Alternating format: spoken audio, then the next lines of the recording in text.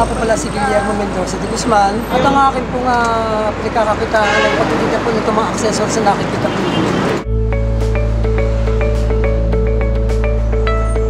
May mga bagang tatlong estudyante na lalaki na nag-aaral po sa Marcelo Isler Milan.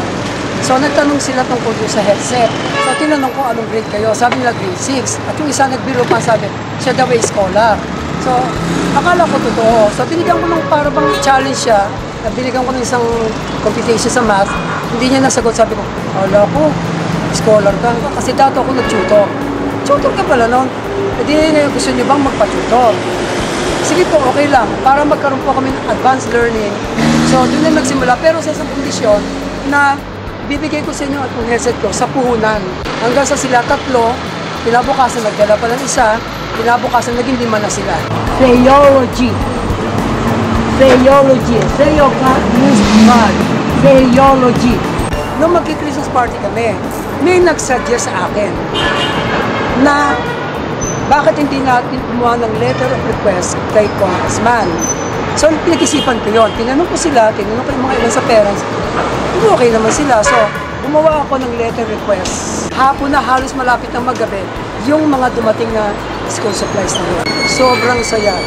Grabe, napakasaya. Nakikita ko naman potential na malaki matutulong. Kasi unang-una, syempre kahit na gano'ng hectic mga schedules, nakapag-provide siya ng school supplies, nakatulong ng malaki yun.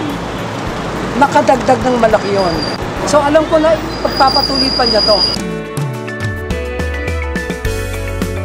Padaan ako dyan nung pag-uwi ko. Tawag yung pansin ko ng mga batang nagumpukan. Biglang dumating doon at nagumpukan sila doon. So yun, in-upload ko sa FB na nakiusap ako na i-share sa iba para maging inspirasyon doon sa makakapanood. Knowing ng background ni Ringo, tingin ko malaking ang magagawa niya for QC. Tumira din ako sa quiz ko dati, nakita ko kung gaano siyang kinikilala ng mga tao, kung paano niya tinutulungan yung mga tao. Pero nakita ko yung pagtulong niya sa tao. So, tingin ko mas malawak ang magiging tulong na magagawa niya para sa Quezon City. Sobra. Kasi ito nagagamit ko sa pagsusunod. Nakakawag po yung binigay po na school supplies. Nakakatulong po kami. Tapos babas po sa gastos po yung school supplies po. Kagalang-galang Congressman, napakalaki po ng naitulong ninyo.